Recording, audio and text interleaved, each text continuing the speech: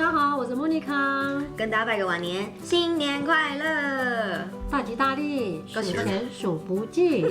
又讲话了。过年期间都会让东西食材剩下一点点，对，不要把它吃完，因为象征年年有余。对，就是要这样子。Yes。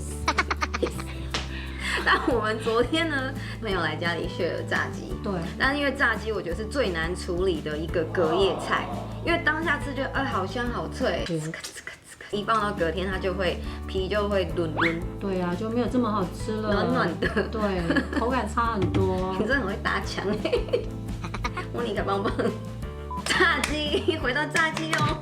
就日本人在圣诞节的时候的有一个习俗传统，就是吃肯德基的炸鸡。他们吃完炸鸡之后，隔夜发明的。是哦，我怎么不知道？我还没讲完，你怎么不知道？炸鸡可以做炸鸡包饭。真的吗？对。哇，好神奇哦！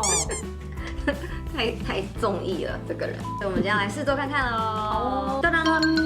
好，要准备的材料很简单，炸鸡是主角 ，OK。然后网络上教说是要用鸡汤或是鸡汤块，然后我准备了低鸡精、白米、酱油，准备一些胡椒跟盐巴去做提味调味。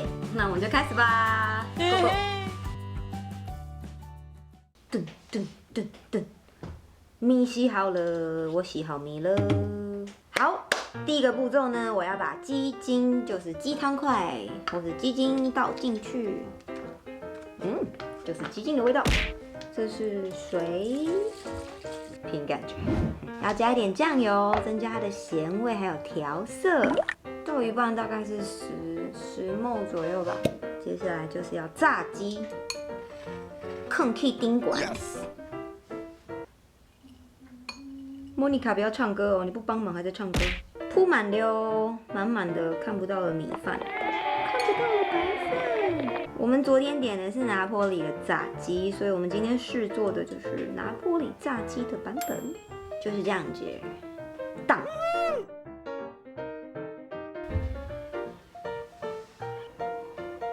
Yes。好香啊！3、2、1，揭晓！哇！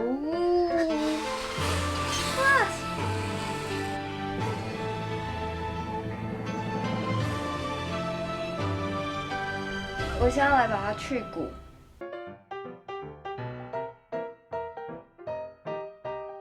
稍微去骨了之后，我要来加点胡椒跟盐巴。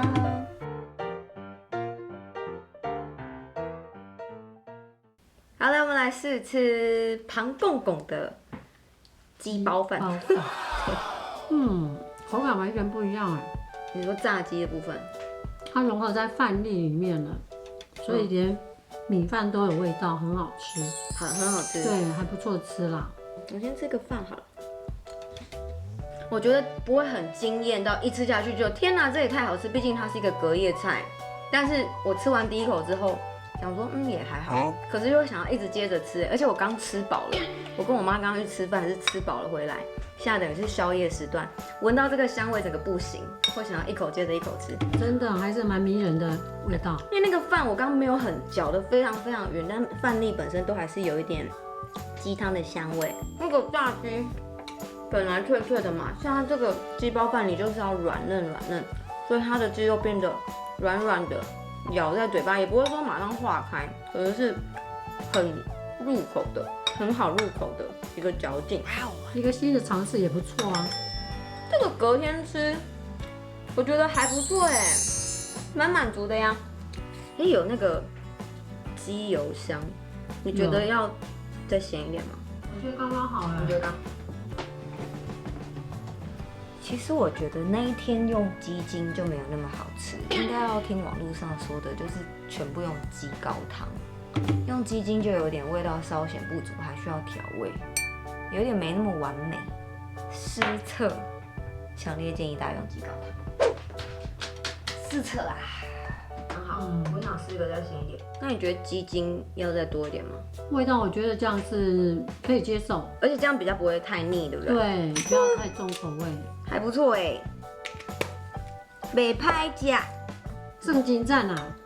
没办，1到10分，我们等下数到3一起打分数。好哦1到10分哦。 1到10分哦。，对，好，没有事先对对对对对。好，3、2、1，7 6分。分，你刚比5然后6讲配，分。那你有什么建议给大家吗？如果要配个什么如果以后再来一个热汤会更好，热汤，真的。然后要不要再来一个牛排？因为我觉得它坦白讲，它这样吃有点干，我刚想说要拿冰箱的泡菜，哎、也泡菜不错哦。然后是你们有酸菜或榨菜。对，这样口味也不错哦。好啦，如果喜欢我的频道的话，欢迎可以订阅、按赞，还有开启小铃记铛哦。得按赞哦。下次见喽，下次见，拜拜。